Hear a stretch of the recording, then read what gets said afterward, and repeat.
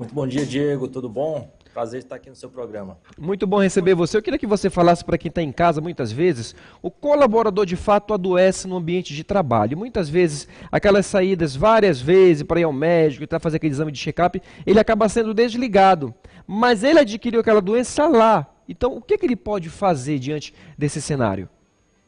É muito importante explicar que a doença ocupacional, ela é diferente do acidente de trabalho. O acidente de trabalho, muitas vezes, ele ocorre algo pontual, é uma queda, um choque elétrico, algo nesse sentido. A doença, ela surge ou ela piora por causa do trabalho.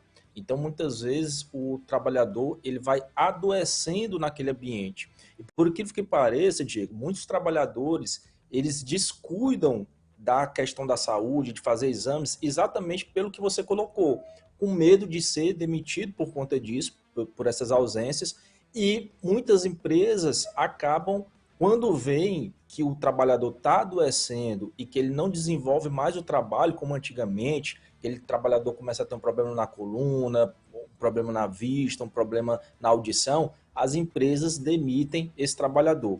E aí o trabalhador vai ter que procurar o seu direito, muitas vezes na Justiça do Trabalho, para que ele seja ou reintegrado ou receba a indenização comprovando que ele adquiriu essa doença no trabalho. Interessante. Então, para quem está em casa hoje, muitas vezes, o colaborador, o que é que ele pode ter como prova material ali no momento? Porque eu vou dar um exemplo aqui. Hoje, a gente vive uma era da pejotização. Muitas empresas contratam um colaborador, dizem que estão prestando serviço, mas ele vai todo dia, ele fica de segunda a sexta, faz aquele horário ali extenso, como se fosse um colaborador de fato da empresa.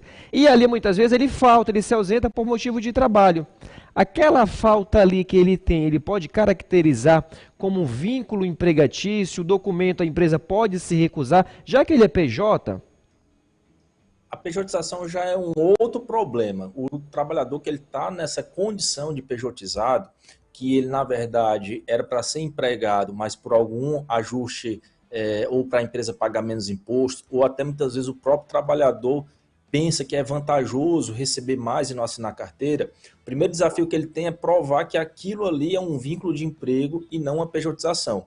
E aí o que você falou é fundamental, as provas disso. O trabalhador pejotizado, ele não é subordinado, ele não tem um horário certo para cumprir.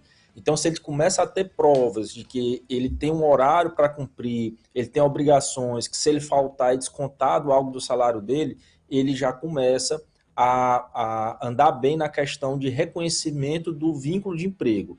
E aí, um passo seguinte ao vínculo de emprego é a indenização se ele tiver alguma doença no trabalho. Mas é muito importante o trabalhador ter prova de tudo. Costumo dizer no escritório, quando estou atendendo, que na justiça não ganha quem mente, nem quem fala a verdade, ganha quem prova. Interessante. O que a gente pode caracterizar hoje como doença ocupacional? O que a gente pode caracterizar? Desculpa, Diego, deu uma falhazinha no áudio, eu não ouvi o começo da pergunta. O que é que a gente pode caracterizar hoje como doença ocupacional? Aquele colaborador que adoece só no ambiente de trabalho?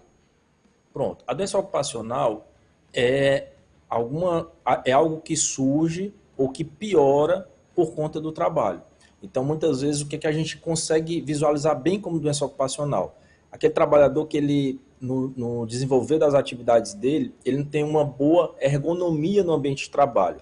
Não tem, se for um atendente, ela não fica com uma cadeira boa, ela não tem um móvel bom e ela começa a adoecer. Ela começa a ter problema na coluna, ela começa a ter problema nos punhos, a síndrome do túnel do carpo, que é muito famosa. Esse é um ponto de adoecimento. Os trabalhadores, por exemplo, que estão expostos a carregar pesos, os entregadores, começam a ter problema na coluna também. E fora essas questões físicas, digamos assim, hoje em dia o trabalhador tem que estar muito atento às questões mentais, e também são doenças ocupacionais. Hoje se fala muito na síndrome de burnout, que é uma doença mental, mas o trabalhador ele pode adquirir depressão, ele pode adquirir ansiedade no ambiente de trabalho ou piorar essa condição que ele já tem.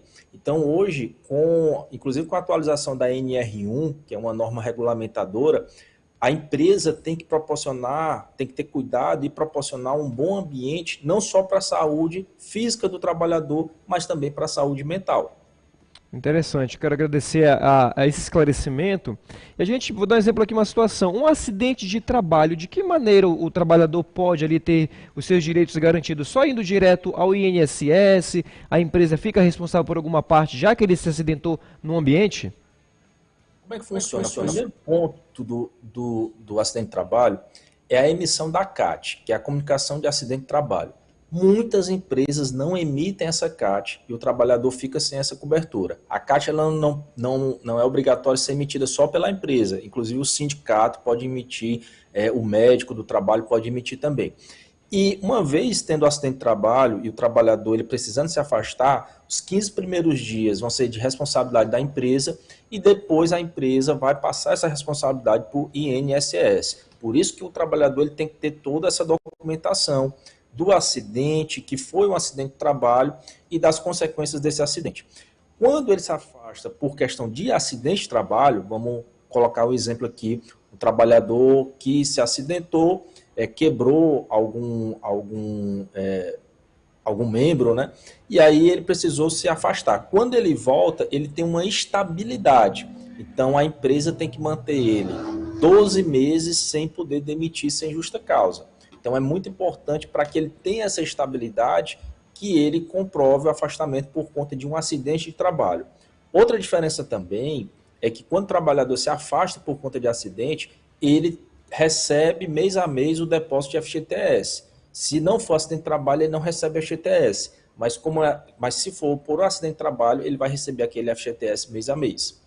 Muito bom, doutor, quero agradecer a sua presença, não sei se você fala conosco aqui do Ceará, mas eu queria aproveitar depois fazer um convite, caso você esteja no estado, se você quiser vir participar presencialmente conosco, porque é um tema que requer cuidado, falar detalhadamente, trazer casos que a gente possa analisar, e quero lhe convidar para vir aqui no estúdio conosco bater um papo. Convite já aceito, viu? Vamos só organizar o dia e o horário, me mande a localização, me dê 10 minutos que eu chego. Muito bom, doutor, bom dia, obrigado pela sua presença, tenha um dia abençoado aí. Um abraço, Diego, tudo de bom, um abraço a todos.